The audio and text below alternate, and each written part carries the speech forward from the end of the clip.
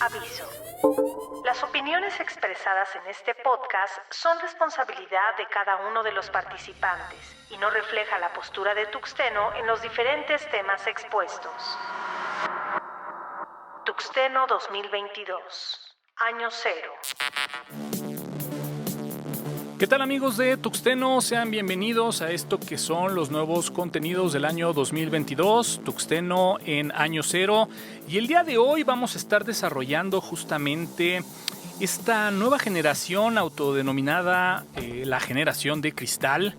Esta generación que, bueno, pues la gente que se ha dedicado a estudiarla nos dice que, bueno, pues es esta generación de personas ahí nacidas muy cerca o después del año 2000, quienes han estudiado este grupo de personas, pues bueno, nos comentan que son gente que tiende a ser muy frágiles, que tienden a ser inestables, inseguros, gente que tiene poca tolerancia a la crítica, al rechazo y un gran nivel de frustración. Este tema lo platicamos pues bueno, ahí en corto, y consideramos que era un buen tema para empezar con estos contenidos de Tuxteno en Año Cero. El día de hoy me acompaña Jorge Medina, me acompaña Joel Barrios, y bueno, pues Joel, como lo platicamos en corto, platiquemos un poquito acerca de esta generación de cristal. ¿Existe, no existe, ha existido, estaba con otro nombre? ¿Qué opinas? Pues Toño, yo creo que mi opinión es que no existe una generación de cristal como tal, porque yo lo que siempre he pensado es que, bueno, siempre ha habido gente que se queja, se ofende, sí, o está en desacuerdo con algo. La diferencia es que hoy en día tenemos internet para poder hacer pública toda esa información. Entonces digamos que actualmente ha habido ahí como que un eco, ¿no? Que de alguna forma pues solita, ¿no? Se ha puesto ahí el reflector y bueno, pues simplemente le han dado este calificativo de generación de cristal. Mi buen Jorge, ¿cómo estás? ¿Qué tal, mi estimado Toño, mi estimado Joel? ¿Cómo están? Espero que muy bien. Pues respecto a la generación de cristal, yo te puedo decir lo siguiente. Yo considero que al revés de como opina mi estimado Joel, yo creo que todos hemos sido generación de cristal en algún momento porque nos hemos quejado o nos hemos ofendido. Además de que viene esta situación histórica de la gente que pues es mayor a nosotros, en que dice, ay, ustedes no aguantan nada, si yo antes hacía eso con menos de la mitad de los recursos que tienes ahorita y lo hacía bien y no pasaba nada. Y actualmente pues básicamente es como si fuera una tradición, pues seguimos diciendo lo mismo. Antes yo lo hacía mejor que tú y mira, y ahorita tú estás chillando. Básicamente está todo esto. ¿Cómo ves? Fíjate qué curioso. Yo estoy en un término medio, ¿no? Entre como Joel que dice que no, tú que dices que sí. A mí me parece que al final es una consecuencia, ¿no? De los cambios generacionales, y que de alguna forma pues es esta generación que le tocó en ese momento y que bueno pues viene ahí como evolucionando y un poquito ahí metiendo los tintes que comentas, ¿no? ¿En qué sentido? En que bueno pues siempre pareciera que la música de la generación anterior era la mejor, las formas de trabajo de la generación anterior eran mejores y a veces depende como que mucho de quien esté defendiendo el tema, ¿no? Yo coincido con lo que dice Joel, ¿no? Creo que gente que se ha quejado ha habido ahí por mucho tiempo y siempre ha existido. Sin embargo, bueno, creo que ha habido un factor amplificador, ¿no? Que es lo que, bueno, pues básicamente vamos a estar platicando el día de hoy, que son los medios digitales y que han expuesto esta, pues digamos, característica tan peculiar entre la gente que, como la definición que citábamos al inicio, pues pareciera que está ahí muy identificada en gente que ha nacido por ahí después del año 2000. Pero bueno, para poder ahí como que empezar, pues hagamos un poquito de antecedente y lo platicábamos, ¿no, Joel? Pues todo viene ahí desde los años 90, ¿no? Pues sí, efectivamente, los años 90, básicamente lo que teníamos como servicio para publicar algo, pues era GeoCities, pero GeoCities requería que tuvieras un cierto nivel técnico. Había que saber HTML para poder publicar la información. Entonces la información básicamente se limitaba a la que publicaban los académicos, estudiantes y científicos. Entonces estamos hablando de información que específicamente era de ese tipo, había algo de información para geeks, pero era realmente muy poca en relación a todo lo que había de información más relevante en ese momento, ¿no? Y fíjate, algo curioso, algo interesante a remarcar en esa época de los 90, pues bueno, es que como bien comentas, ¿no? El internet estaba ahí en universidades, estaba por ahí en algunos lugares de trabajo, no era tan accesible como lo tenemos hoy en día.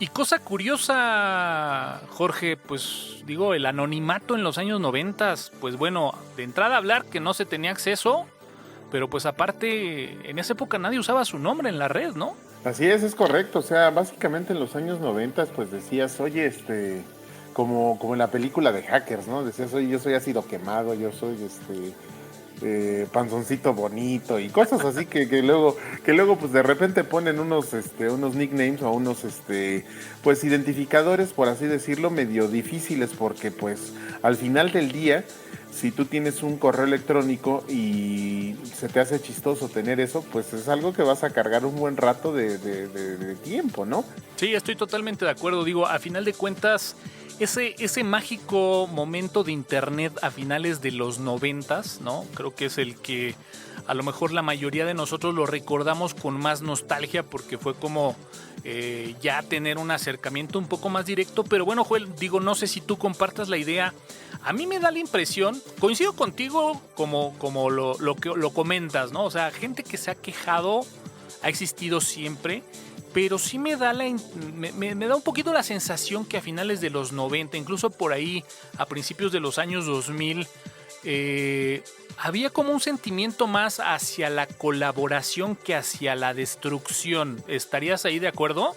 Sí, completamente. De hecho, era una época muy creativa, y creativa en el sentido de que la gente con preferencias similares, sea de tecnología, sea de ciencia ficción, sea de programas de televisión, sea de anime, de lo que sea, bueno, regularmente era gente que estaba muy enfocada en eso y trataban de que la información que se publicara fuera lo más exacta posible, y esto solamente se consigue comunicándote y trabajando en equipo con mucha gente que iba revisando tus documentos. Oye, tienes que corregirle esto aquí y allá, y aquí estás equivocado, y ahí estabas todo el día prácticamente corrigiendo la información, volviendo a subir el contenido HTML a GeoCities o a lo que fuera.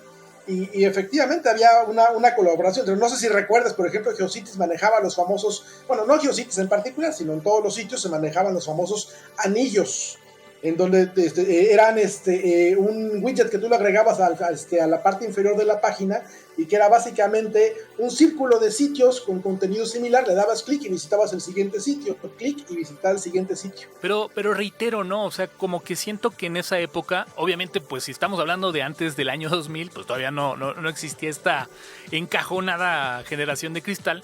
Pero sí siento yo que el pensamiento de la gente que utilizaba en ese entonces los medios electrónicos era muy a ese sentido, a ese enfoque de colaborar, ¿no? Como dices tú, claro, siempre ha habido una crítica en internet, pero siempre iba con un sentimiento más a sumar, a mejorar.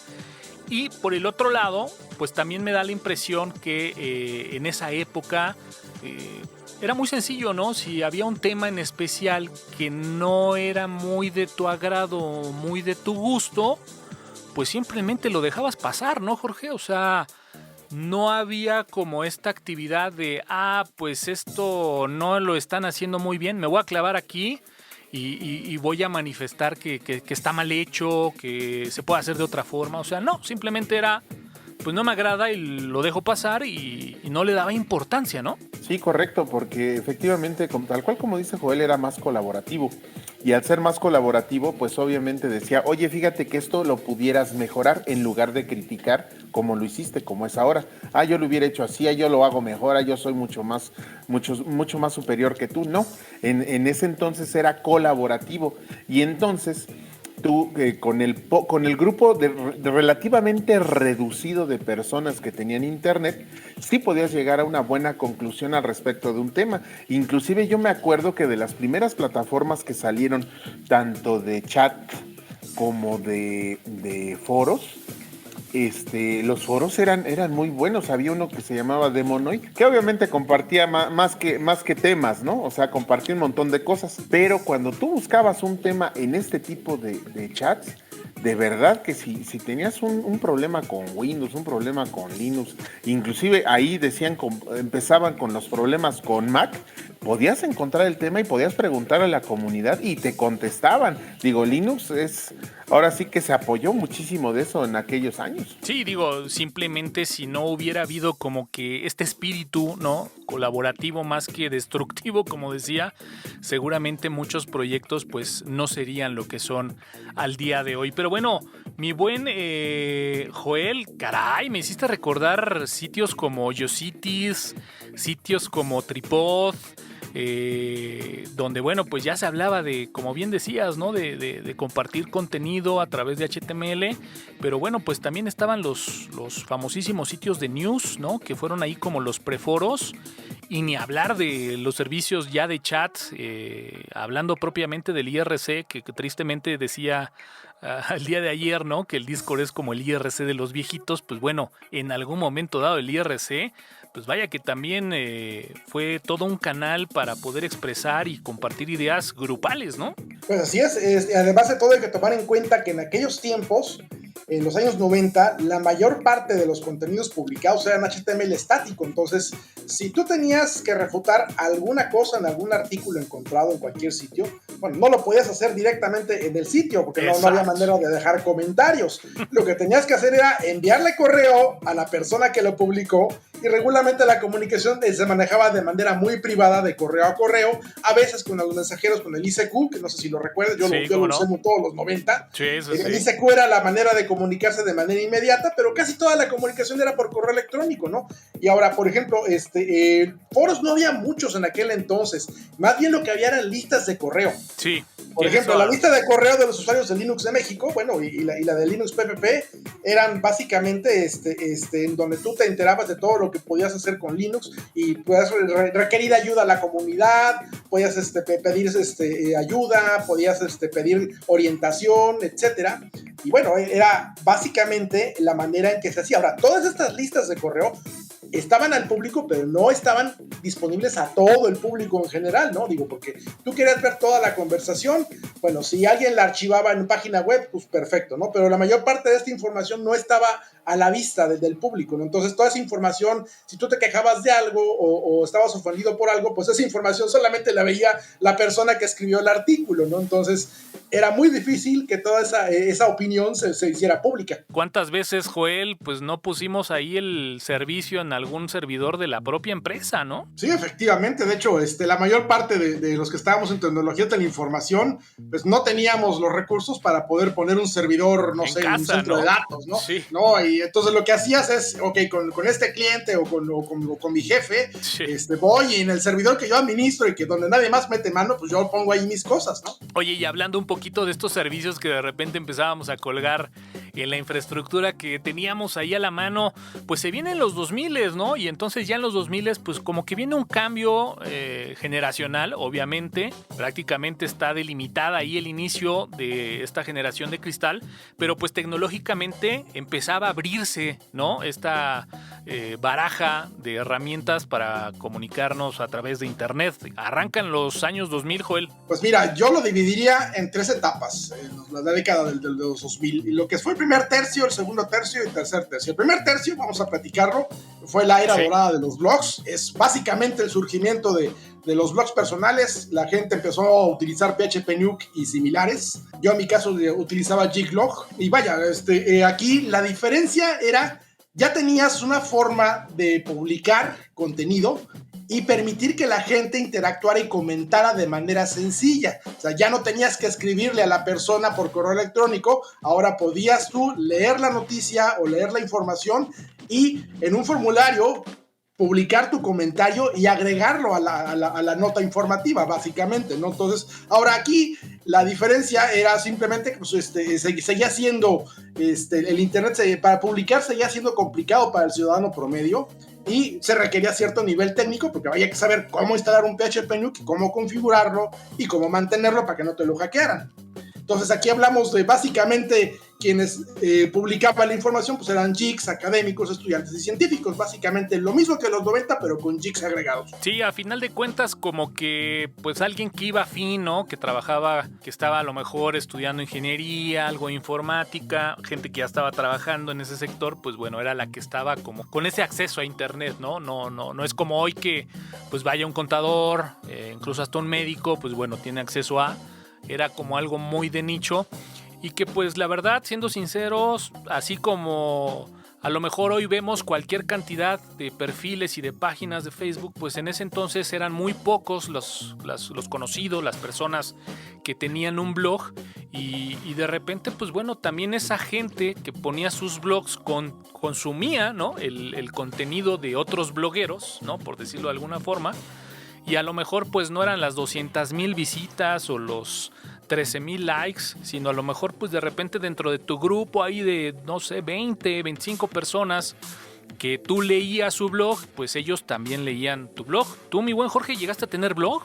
Yo llegué a tener blog un poco después, ya platicaremos de eso, pero sí recuerdo muy bien que, por ejemplo, empieza toda esta era en donde, como tal, volvemos a lo mismo, los sysadmins y aquellos que ya se dedicaban a pues dar servicio para empresas que tenían servidores de páginas web, etcétera, empieza toda esta situación tremenda de Linux dentro de la red. Sí, y justamente esta es la etapa en donde yo creo que también toda esta, pues digamos, corriente, ¿no? De portales, la colaboración, el poder, digamos, acercar este tipo de conocimientos. En el caso de Joel, bueno, pues alcance libre, en ese entonces Linux para todos, pues bueno, era un poquito esa idea, esa filosofía de, bueno, ya tenemos las herramientas, ya tenemos el internet, ya tenemos la posibilidad de colgar una plataforma en internet.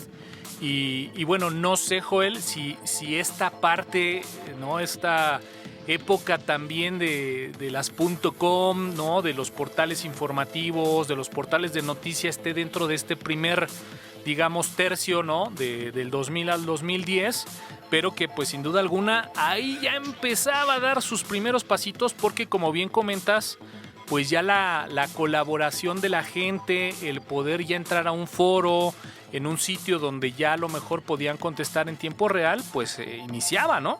Sí, efectivamente. Ahora, aquí hay un punto para analizar, retomando el tema del que estamos tratando en este podcast, que es la generación de cristal. En aquel entonces, en esa primera tercio de los 2000, estamos hablando de que las personas que se ofendían o que se quejaban de algo, cuando lo hacían en un comentario en algún blog. Difícilmente ellos tenían esta capacidad de poner un blog, y los que lo hacían, pues realmente sus blogs nunca llegaban a ser indexados en Altavista o en Yahoo. Ahora, ¿qué es lo que ocurría, por ejemplo, con alguien que se inconformaba o se quejaba o se ofendía con algún contenido? Publicaba su comentario en el blog correspondiente y el administrador de ese blog simplemente agarraba y borraba el mensaje. Si no le gustaba, se lo chutaba directamente, ¿no? Entonces ahí aplicaba moderación en el foro, ¿no? Entonces, bueno, vuelvo a repetir, puede ser moderación, puede ser censura, pero finalmente esa información nunca llegaba a ser indexada a los buscadores, que era la manera en que las personas podían acceder a la información en aquel entonces, ¿no?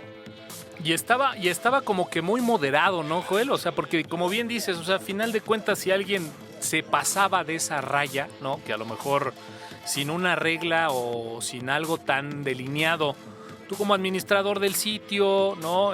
Decías esto no está o está fuera de contexto, pues simplemente lo borrabas, ¿no? Y ya. Sí, efectivamente, así de sencillo. De hecho, yo lo llegué a hacer muchas veces cuando tenía los blogs de Linux para todos y alcance libre. Llegué a hacerlo infinidad de veces y era necesario hacerlo prácticamente a diario.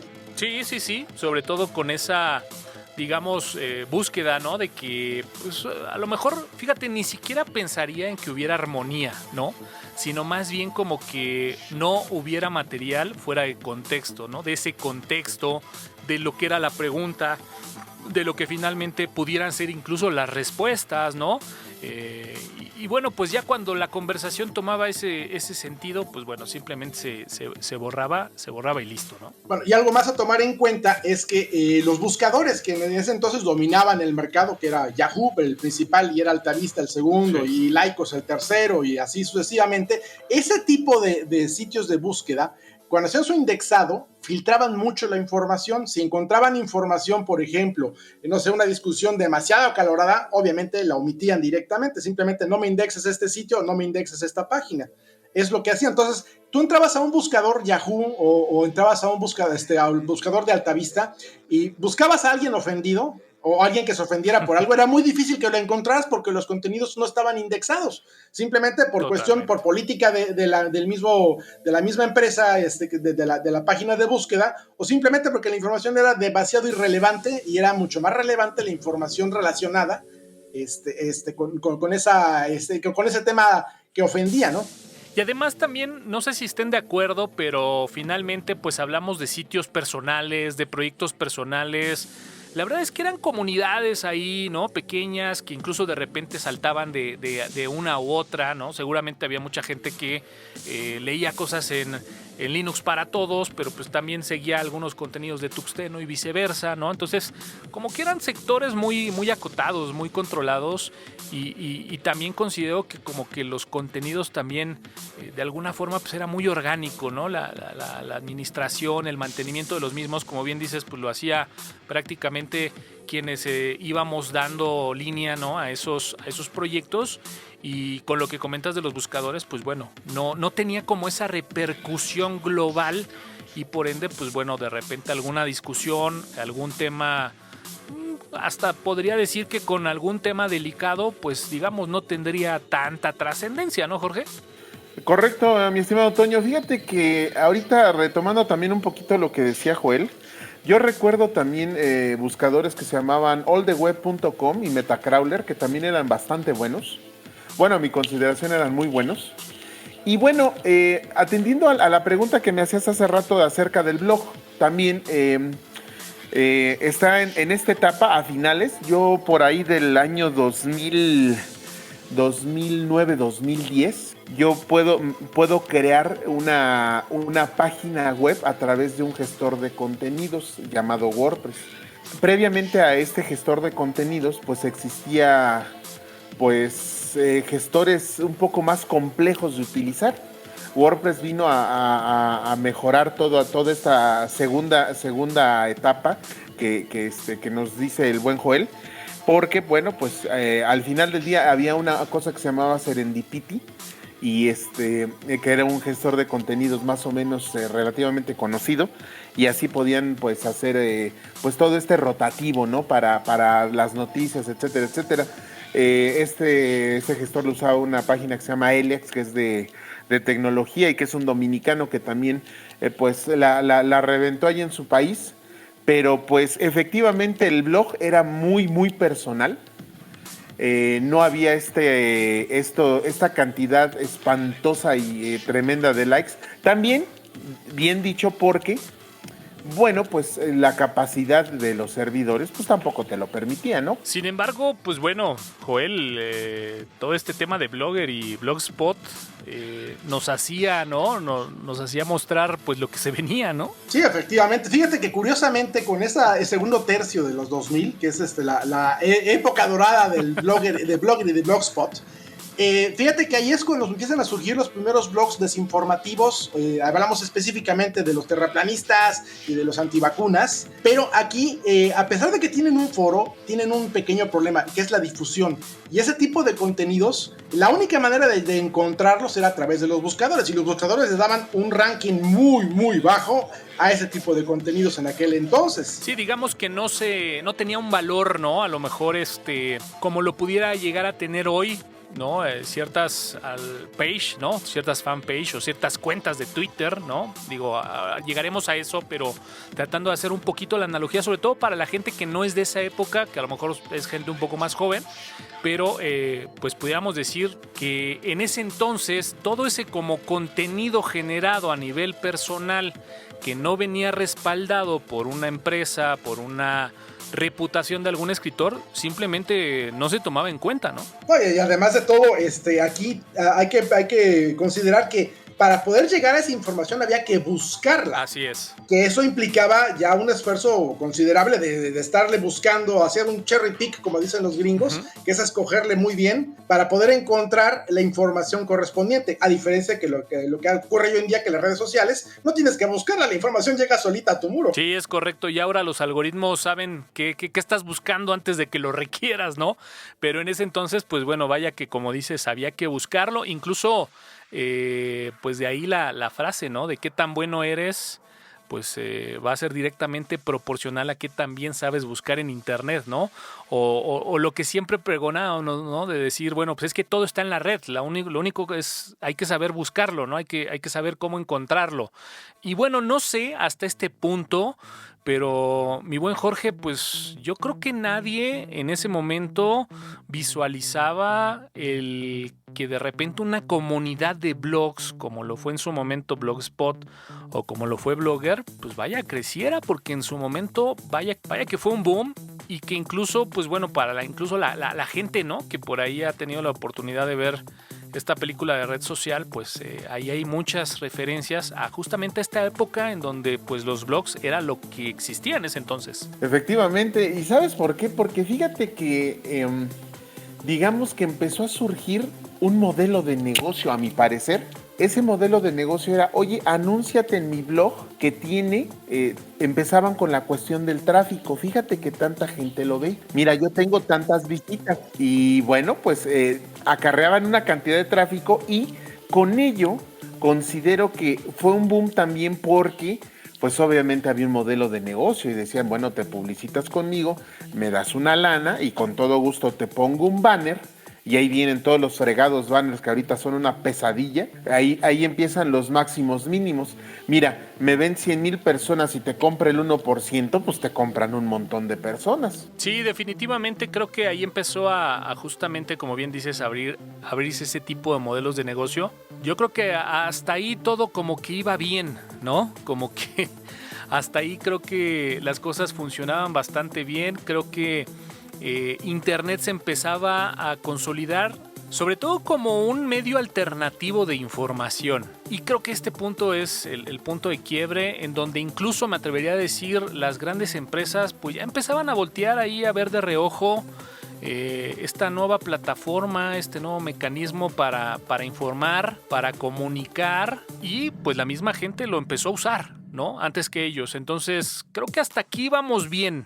Y de repente se marca un antes y un después, ¿no? Sí, efectivamente, en ese segundo tercio el internet se autorregulaba solito. Entonces, los contenidos que eran inapropiados o desinformación, o era gente quejándose de algo o gente ofendida por algo, esos tipos de contenidos difícilmente llegaba al navegador o al escritorio de una persona promedio, ¿no? Digo, nuevamente había que buscarle muy bien, pero muy bien en Altavista o en Yahoo o los inicios de Google para poder encontrar ese tipo de información. Era básicamente los rincones oscuros de Internet, ¿no? Entonces, ahí había una autorregulación. Todo cambia con el segundo tercio de los 2000, que es el surgimiento de las redes sociales. Ahora, mucha gente dirá, bueno, es que MySpace empezó como la primera red social grande importante, ¿no? Pero MySpace tenía una diferencia muy grande, ¿no? Que era, no tenías un timeline. Ahí tú ya entrabas a tu página de MySpace y solamente veías contenido que tú le agregabas y específica exclusivamente eso, ¿no? Entonces no había una interacción entre los usuarios que participaban en esa red. Todo cambió directamente cuando Facebook entró al juego. Fíjate que en el caso de MySpace creo que por ahí fue una combinación rara, ¿no? Entre un blog, entre una página, pero no una página como las que conocemos ahora, sino que, como dices tú, no había ese timeline, simplemente veías de forma cronológica lo que los dueños de ese MySpace iban colocando. De repente toma ahí tintes hacia la música, o lo empiezan a utilizar mucho para hacer difusión, ¿no? De la música, de bandas nuevas, de bandas alternativas. Pero pues bueno, sí, coincido contigo, definitivamente llega Facebook, y habrá que decirlo, ¿no? También allí en paralelo llega Twitter, que bueno, pues no sé ustedes qué opinen, pero pues a título personal, después de venir utilizando ya por muchos años un blog, digamos que el camino más natural era justamente acercarse a Twitter, en donde pues bueno, simplemente el contenido era a esos reducidos 140 caracteres, pero seguía siendo todavía muy orgánico. En el caso de Facebook, pues bueno, ahí cambia el juego, ¿no, mi buen Jorge? Pues fíjate que además de esa red de MySpace, también estaba Metroflog y Hi-Fi. Hi-Fi, claro. Que venían pues pegando bastante, pero llega en el año 2007 Facebook, que antes se llamaba The Facebook, ya le cambiaron el DA o el D por el Facebook solo, y pues sí viene a romper un tanto la situación como se venía promocionando o publicando en internet, porque tiene un pedazo de que es un blog. Entonces todo esto viene a cambiar. ¿Por qué? Porque entonces ya te ofrece un espacio en donde tú puedes seleccionar y tener esa supuesta seguridad de que tus amigos van a ver lo que haces y cómo eres tan feliz y maravillosa tu vida. Y vas a tener la confianza porque, bueno, pues están tus amigos nada más. Digo, obviamente después se convirtió en un caos, pero sí viene a romper un tanto todo esto. Y Twitter, pues primero era tranquilo, era muy bueno porque tenías que ser bastante inteligente para, en pocas palabras, dar el mensaje concreto de lo que querías hacer o lo que querías dar a entender, ¿no? Y bueno, pues a mi consideración, estas plataformas ofrecen, además de un blog personal, página personal y un timeline de vida personal junto con los amigos y la supuesta seguridad de que todos te ven, te ofrecen también una situación, a mi parecer, y no sé cómo ustedes lo opinen, que tiene que ver un tanto con la mente de la persona. Al estar en una computadora, te vuelves valiente porque no estás enfrente de una persona y no estás cara a cara diciéndole en su propia página de Facebook o en su propio perfil, no le estás diciendo que es un hijo de tal por cual, o que es esto, que no le gusta, o que es el otro. Es muy fácil, es casi orgánico. ¿Por qué? Porque puedes soltar el insulto, la mala palabra, la crítica, el esto no me gusta, el calificativo es que estás gordo, estás feo, estás esto, y pues no ves la reacción de la persona. Entonces psicológicamente, pues es también como un vacío, un lugar en donde dices, estoy furioso y voy a desquitarme ahorita y me voy a tranquilizar. ¿Por qué? Porque voy a tirar lo que ahora le llaman el supuesto hate de Facebook. ¿Cómo lo ven? Coincido en algunas cosas, en algunas no tanto, y me explico. Creo que algo que viene a romper justamente Facebook, sobre todo Facebook, Twitter no tanto, e incluso en Twitter lo podemos ver, incluso hasta por la propia naturaleza de la cuenta, ¿no? de usuario en Twitter. Y es que, bueno, pues en Twitter todavía, ¿no? Esta parte de manejar un alias, un nick, y justamente tener este anonimato en la red es algo que, bueno, sigue funcionando hasta el día de hoy. Justamente creo que lo que pasa con Facebook es que rompe ese anonimato, ¿no? Rompe esa máscara, ¿no? Que la mayoría portábamos, incluso al utilizar o al tener un blog personal y a plasmar ideas. Normalmente aún no era a título personal, era a través de un seudónimo, de un nickname, de un alias. Como decía yo, al momento en que pasamos a Twitter, pues seguimos con esa naturaleza, ¿no? De utilizar un nickname. Y Facebook no, Facebook rompe. Facebook, donde coincido, es que nos permite tener un perfil más natural, más personal, de exponer quiénes somos de una forma más natural, pero hasta ese punto el anonimato imperaba, ¿no? Y pues bueno, ahora sí, regresando ya a la naturaleza del tema que estamos desarrollando, pues ya podemos irlo trasladando un poquito al escenario más, digamos, presente, ¿no? Aunque bueno, pues si hablamos de finales de 2010 a la fecha, pues ya estamos hablando casi de 11 años, pero que pues la tendencia ha sido un poquito la misma desde hace 10 años. Pero bueno, ¿tú cómo ves esta parte del anonimato? ¿Sí te suena, no te suena? ¿Tienes alguna otra perspectiva, Joel? Pues mira, el anonimato en cierta manera en Facebook no puede haber anonimato, a menos que pongas una página de una empresa y de todos modos alguien tiene que estar registrado y tiene que ser responsable de la página. Con Twitter no es tan complicado, con Twitter puedes crear una identidad falsa y no hay tanto problema, y estoy de acuerdo con Jorge en ese sentido, ¿no? Con Twitter particularmente tienes la libertad de, ok, aquí soy más anónimo que en otros lugares, puedo decir lo que se me pegue la gana sin sentir el peso de la culpa. Entonces, eso es un punto importante a analizar, ¿no? Ahora, por ejemplo, en el caso de mi hijo me dice que no le gusta Twitter porque considera que es una red muy tóxica. Hay un meme por ahí que dice, Twitter, no puedes dejar de ofenderte por 5 minutos. Sí, digo, hay que decirlo, ¿no? Hay gente famosa, ¿no? Que incluso ha cerrado ya sus cuentas de Twitter debido a que, bueno, pues llega un momento en que quiero yo pensar que cuando es para cosas buenas, pues debe de ser muy enriquecedor que miles de personas te halaguen, ¿no?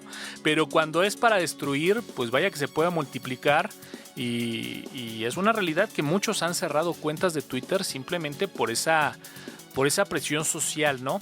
Y aquí, bueno, pues pudiéramos ahora sí, ¿no? Ya plasmar el escenario presente, el escenario actual y decir, bueno, esta generación de cristal, ¿en dónde la pudiéramos ubicar? Porque, bueno, hablamos de gente que critica, pero por el otro lado la definición es gente que es muy susceptible justamente a la crítica.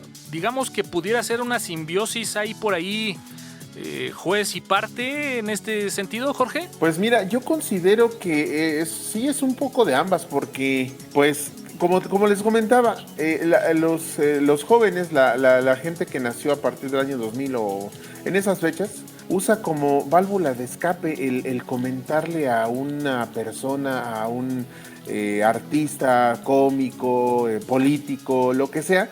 Usan esa válvula de escape. Ay, eres un idiota, ay, no sirves, no sabes nada y que no sé qué.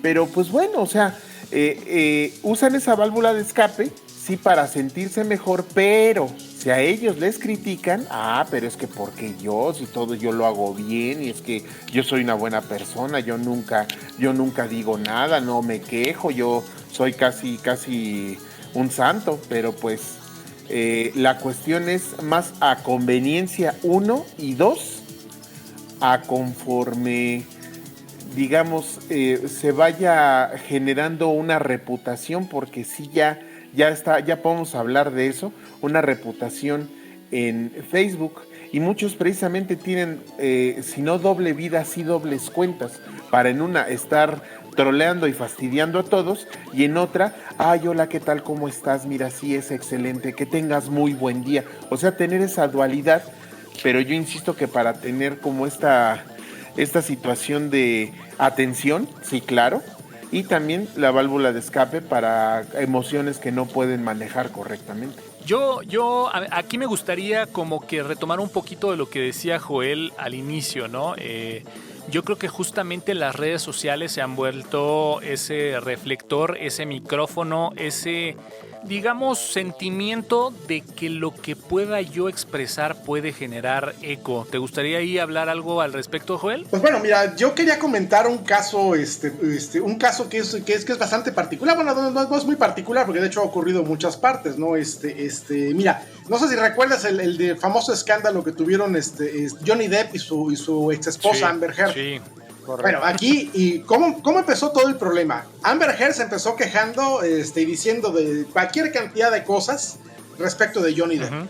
Tan feo se puso la cosa que Johnny Depp lo despidieron de todos lados. Sí. Luego, más adelante, se descubre que no, Johnny Depp era inocente, nunca hizo todo lo que dijo esta mujer, y él era la víctima, y la que era el monstruo era su exmujer. Así es. Entonces, aquí pasa algo muy chistoso, porque todo el mundo despedazó a Johnny Depp en Twitter, lo hicieron pedazos, literalmente, pero después de que salió a la luz toda la verdad, nadie le pidió disculpas de entre toda la gente que inicialmente lo estuvo insultando. Bueno, hubo quienes dijeron, sí, ok, pobrecito, hay que perdonarlo, que no sé qué, que etcétera, pero la reacción que tuvo la disculpa respecto de lo que fue el ataque no tiene ninguna comparación. El ataque fue certero, a la yugular y directo.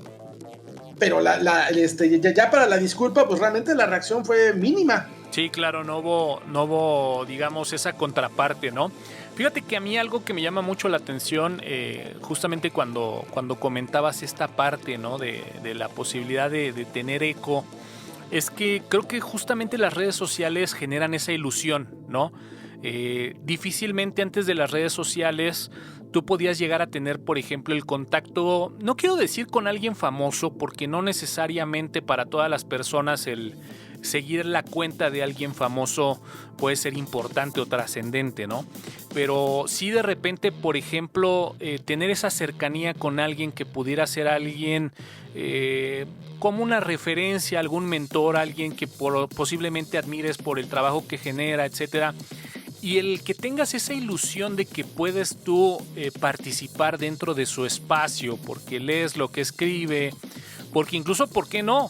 A lo mejor de repente algo que has escrito ha tenido eco y te han dado un me gusta, ¿no? Ellos mismos.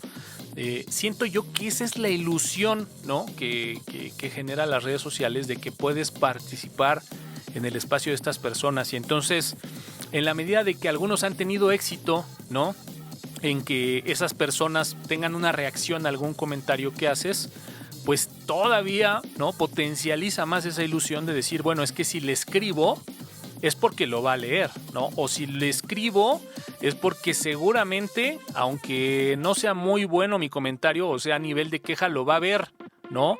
Y entonces hacemos realidad esa ilusión de que al nosotros interactuar, ¿no?, con alguna persona cuya cuenta sea muy grande, va a tener alguna influencia esa postura o ese punto de vista que nosotros le estamos escribiendo.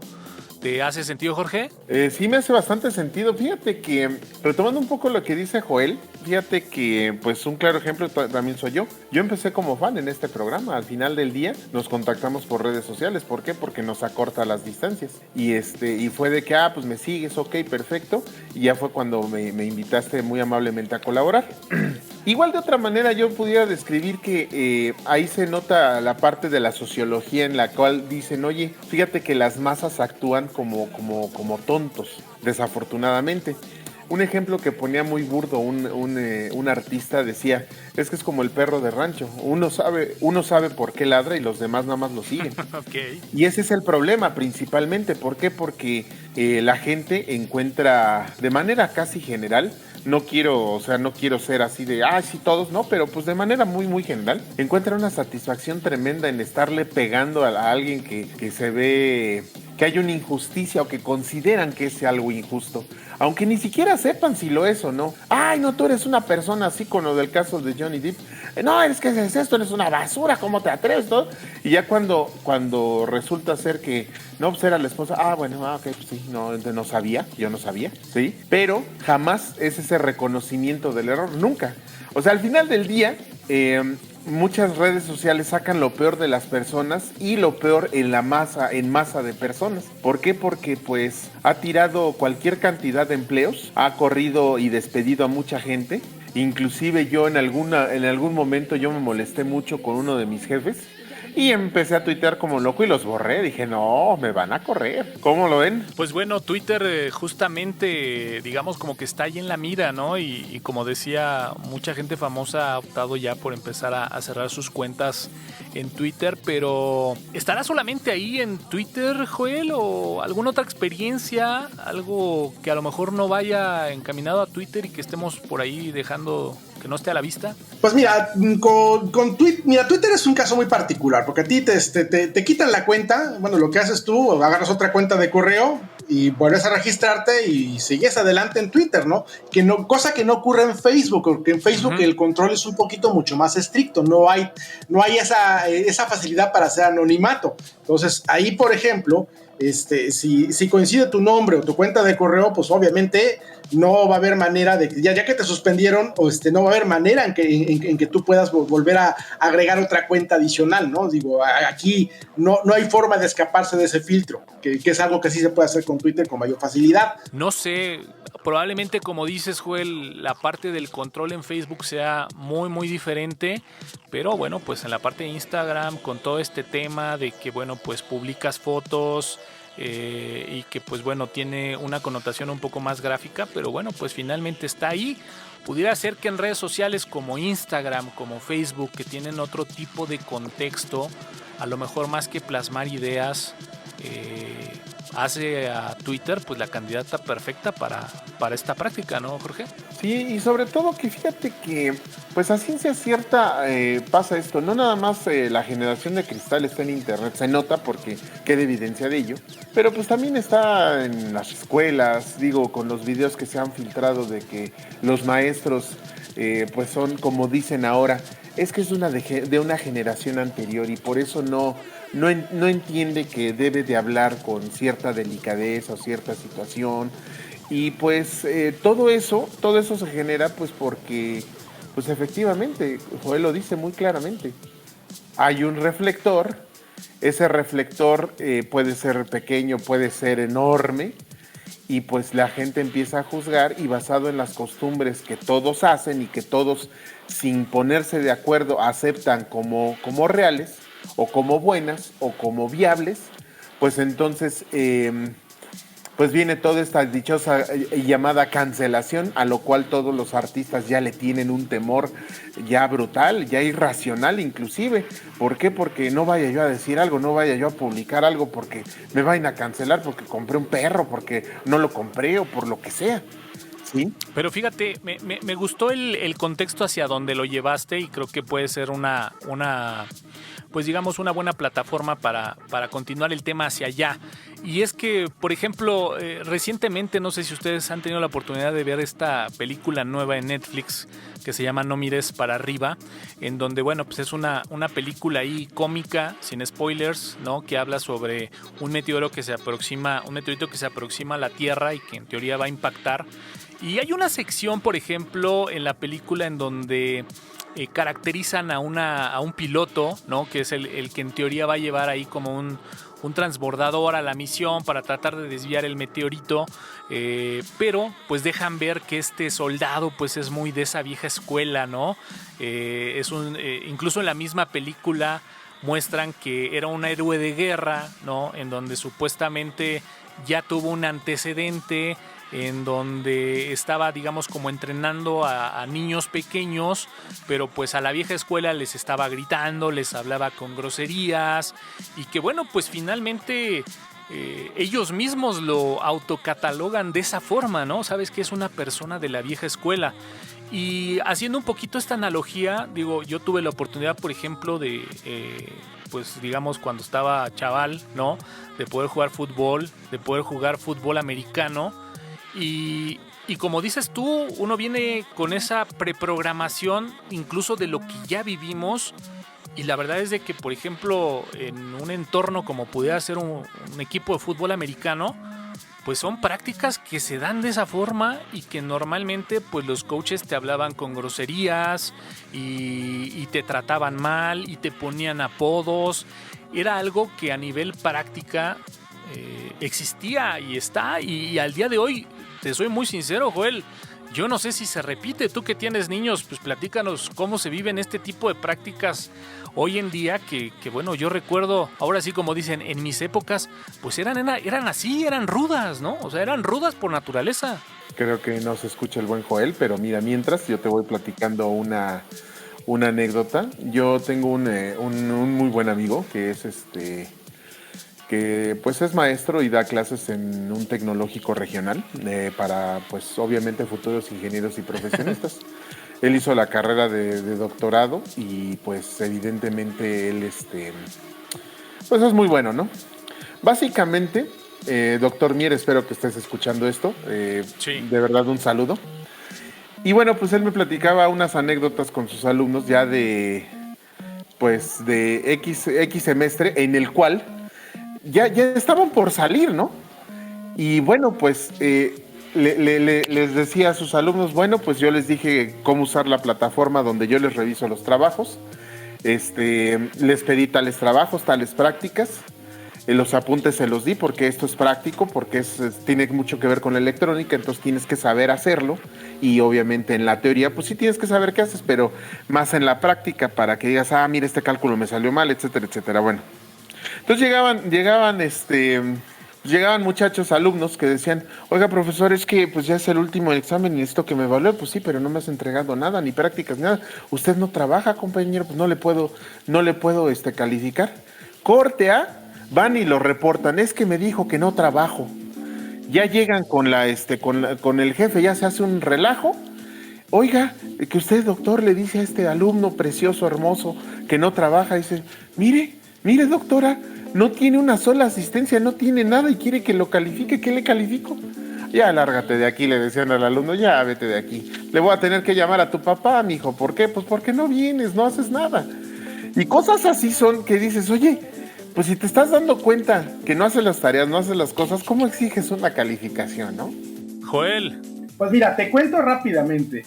Hará un par de años fue un psicólogo a la escuela de mis hijos, precisamente a dar una plática respecto de no tanto enfocados en la generación de cristal, sino un problema que se está dando muchísimo en las escuelas primarias y las escuelas secundarias, que es la baja tolerancia a la frustración. Entonces, todo esto va de la mano, porque finalmente lo que nos da a entender el psicólogo cuando estamos ahí es que, oigan, si su hijo quiere andar en bicicleta, quítenle las rueditas, dejen que se raspe las rodillas para que aprenda que caerse de la bicicleta te puedes lastimar. Y bueno, si no te caes al menos un par de veces, nunca vas a aprender. Ese es el punto interesante que quería tocar precisamente el psicólogo, ¿no? Que es los padres se han vuelto demasiado sobreprotectores en ese sentido de ya no queremos exponerlos a que algo los dañe o algo les cause angustia o les cause ansiedad, ¿no? Entonces, aquí el psicólogo fue franco y dijo, ¿saben qué? Déjenlos que se raspen las rodillas. Si alguien los molesta, enséñale a defenderse. Vaya, no hagamos un escándalo del bullying, porque el bullying, es parte de la sociedad. Si tú al niño lo proteges del bullying, cuando llegue a la vida adulta no va a saber resolver los problemas con los que se enfrente. O sea, no va a haber un padre detrás de él para decirle, oye, ya no molestes a mi hijo.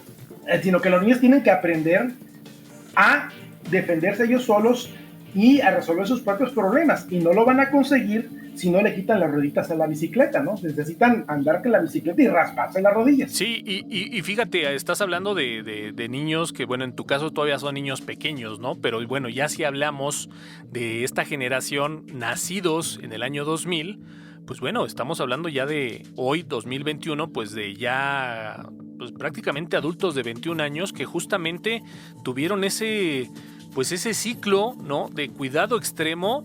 Y que bueno, ahí no me gusta meterme mucho en este tema porque bien dicen que los padres o las personas que no tienen hijos son los mejores padres, ¿no? Yo en mi caso no tengo hijos, pero bueno, te haría yo esa pregunta, Joel. O sea, prácticamente podríamos ir concluyendo que pues gran responsabilidad de estas nuevas generaciones de cristal pues pudieran ser incluso hasta los papás, ¿no?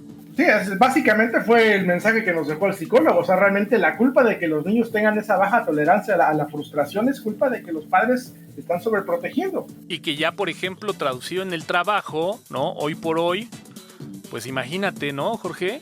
Toda esa gente que, como bien decías, ¿no? Poniendo el caso de un proyecto de universidad, ¿no? Que no te sale, que el programa no corre, que algo no funciona. Pues eso existe en la universidad, en un trabajo no te van a permitir que no corra o que no funcione, ¿no? Efectivamente, o sea, sobre todo esto, yo no tengo hijos tampoco, pero tengo unos sobrinos hermosos que los quiero mucho y son pequeños y pues sus papás lo están guiando muy bien. ¿Por qué? Porque pues ellos como quiera que sea les dicen, o sea, ahí está la situación, yo te apoyo, o sea, yo estoy aquí, pero hazlo tú. O sea, no los dejan así como que, ay, no muevas, no hagas, no. O sea, sin ponerlos en peligro, sí los hacen que realicen las cosas, que pierdan el miedo de las cosas a solucionar el problema. Y lo otro es que, pues, francamente, la generación de cristal se da porque pues yo le diría la psicología misma la forma misma del cerebro, cómo piensa. El cerebro siempre se va por lo más fácil. ¿Y qué es más fácil? ¿Hacer las cosas o hacerse la víctima? No, pues hacerse la víctima y no hacer nada. Entonces, bueno, ay, no puedo, es que tengo mucho dolor. ¿Pero cuál dolor? Pues, o cosas así. Son por lo cual esta generación que ahora tiene un foco, que ahora tiene un reflector para quejarse y para decir... ay, no puedo porque me duele la manita, ay, no puedo porque me duele esto, otro, ay, es que no me incluyen porque no me hablan con la letra E, pues entonces es lo que sucede, ¿no? Ahora, yo les quisiera hacer una pregunta. hablamos de un tiempo, ¿no? De una generación que obviamente está delimitada con cierto tiempo, como nos comenta Joel, pues bueno, pareciera que ya hay un trabajo, ¿no? Para justamente como rectificar el camino, pero si lo sacamos de contexto, ¿podríamos decir que incluso la misma sociedad se ha vuelto cómplice? ¿En qué sentido? En que, pues tal pareciera que hoy por hoy tenemos que cuidar mucho lo que opinamos, tenemos que cuidar mucho lo que decimos, pero no nada más a título personal, sino también pareciera que las celebridades tienen que cuidar lo que dicen, pareciera que hay que cuidar mucho los mensajes que se puede dar en un programa de televisión, en una película. Joel, de repente la sociedad estará siendo también cómplice de tolerar, ¿no? Ese exceso de estos cuidados en los mensajes y de no exponer una idea tal cual, franca como va, cuando a lo mejor pues en cierto momento, ¿no? de nuestra adolescencia, en ese momento de rebeldía, lo que imperaba era justamente eso, decir la verdad, como fuera, como doliera. ¿Qué pasa, Joel? La sociedad también se está volviendo cómplice. Sí, definitivamente. Mira, te platico el caso de un artista de manga que publicó el año pasado, hizo una publicación de un manga que después se convirtió en anime, y este anime pues resulta que tenía una muchacha muy bonita, y la muchacha muy bonita pues se veía muy bonita realmente, y era una muchacha muy bonita, menor de edad, obviamente, un estudiante de preparatoria, secundaria. Entonces, aquí lo que ocurrió fue que, como era demasiado bonita el personaje, empezó la tendencia a hacer la cancelación de este artista y de su obra.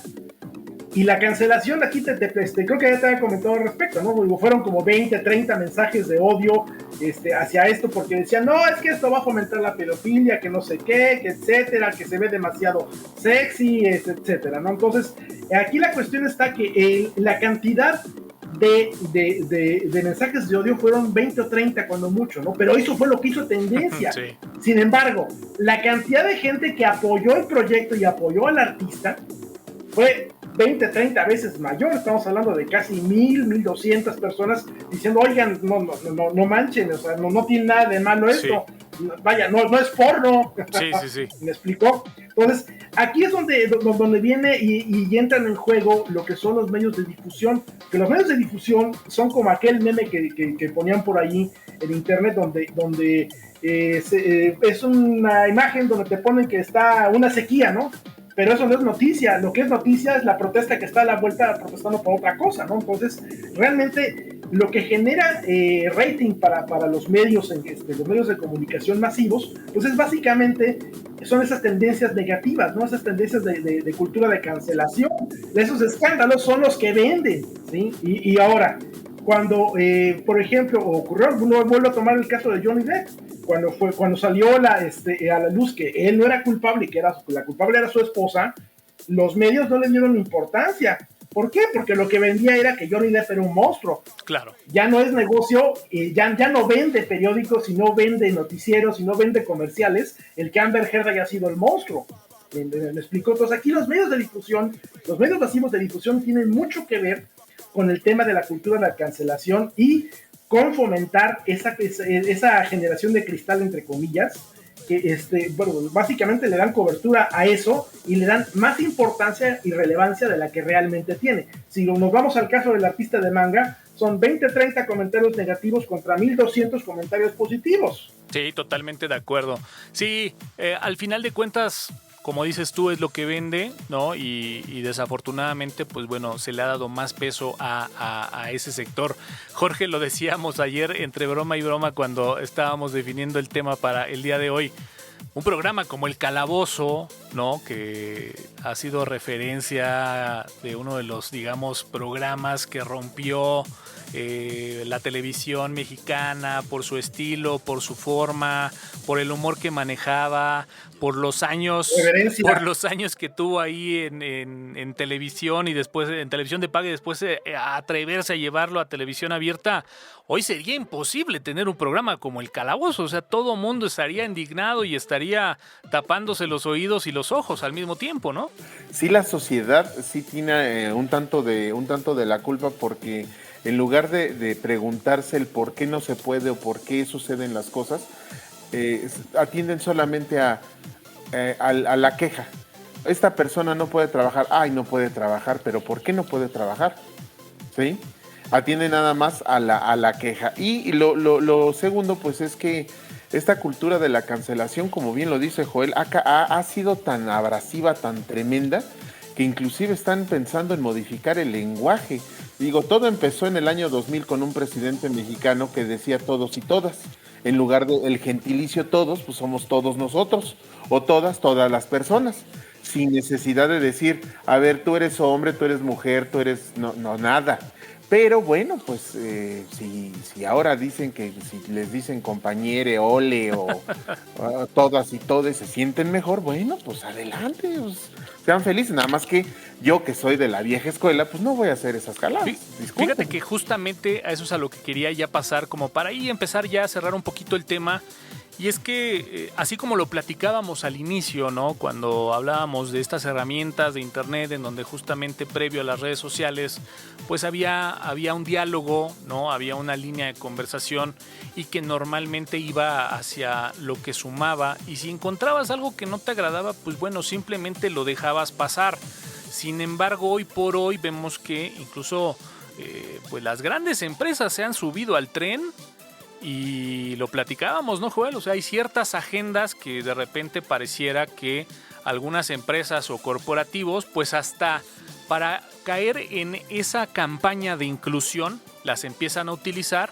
Y así como en algún momento dado los temas de la ecología fue algo que veíamos en cada marca que se comercializaba y se hacía publicidad en la televisión y que aparentemente nos dejaban ver que hacían algo por el medio ambiente, pues pareciera que hoy la campaña o esa agenda pues es esa, ¿no? La de la inclusión, cuando a lo mejor la estrategia sería, bueno, pues si no te agrada, pues no es que te hagas de la vista gorda, pero pues déjala pasar, ¿no, Joel? Pues sí, mira, no sé si recordarás hace un par de meses un caso muy sonado que salió en televisión y noticieros y se hizo viral en redes sociales, fue la de la chica no binaria que se quejó de que no se referían a ella con lenguaje incluyente, ¿no? Entonces, eso fue noticia para los medios. Por ejemplo. Y pues se hizo viral y se hizo una super notición. Pero lo que no se hizo noticia fue que esta misma persona tenía una demanda por acoso, una orden de restricción hacia una chica a la que era su amiga, pero como no quiso andar con ella la empezó a acusar de homofóbica. Y entonces la cosa terminó en una orden de restricción para que no te me acerques, porque oye, no manches, el que yo no quiera andar contigo no me hace homofóbica, simplemente me hace heterosexual. Eso es a nivel personal, ¿no? Pues sí. Pues sí. Pues bueno, pues digo, va a ser muy difícil que podamos concluir algo el día de hoy. Sin duda alguna es algo con lo que vamos a tener que seguir viviendo. Pero bueno, pues ya para ir cerrando por ahí el contenido del podcast del día de hoy, pues vamos ahí con una última participación de cierre. Jorge, algo que quieras ahí terminar de finiquitar, alguna recomendación, alguna postura, alguna, no sé, algo, Jorge, para cerrar. Pues para cerrar yo les puedo decir que pues que el resolver los problemas siempre hay que trabajar, hay que hacer las cosas. No te puedes pasar la vida quejándote y criticando a los demás por aquello que tienes o que no tienes o que hacen o no hacen. Digo, critica tu vida, si haces algo malo, critícalo y critícalo fuerte porque es tu vida, la que tienes, la única que tienes. Si haces algo bueno, pues qué bueno, aplausos. Pero sinceramente las vías de escape no son el criticar a un artista, a una persona, decirle que está gorda, flaca, que tiene X o Y preferencia. Esa no es una vía de escape, tienes que solucionar el problema. Y segundo, pues yo les podría decir que si no trabajas, si no te esfuerzas por aquello que deseas, necesitas o quieres y no te equivocas, pues nunca vas a llegar a ninguna meta, solamente te vas a quejar todo el tiempo. Eso yo concluyo. Muy bien, Jorge. Mi buen Joel, ¿algo para cerrar ya ahí de último? Pues mira, vuelvo a reiterar, digo, si quieres aprender a andar en bicicleta hay que rasparse las rodillas, así de sencillo. Yo creo que con eso lo resumiría para complementar el comentario de Jorge. Excelente, pues mira, por mi parte yo diría que es una realidad que si por ahí hay temas con los cuales no estamos muy de acuerdo, más que destruir, ¿no? Si estamos convencidos que a lo mejor la opinión no va a aportar para la solución del problema, pues bueno, el dejarlo pasar no pasa absolutamente nada, y como dicen, de repente apagar fuego con fuego no es una gran idea. Y como conclusión personal diría, bendita vieja escuela. Señores, yo soy Antonio Cara, muchísimas gracias. Este fue el podcast ahí atendiendo el concepto de la generación de cristal en esto que son los contenidos de Tuxteno en Año Cero. Gracias, nos escuchamos en la próxima. Tuxteno 2022, Año Cero.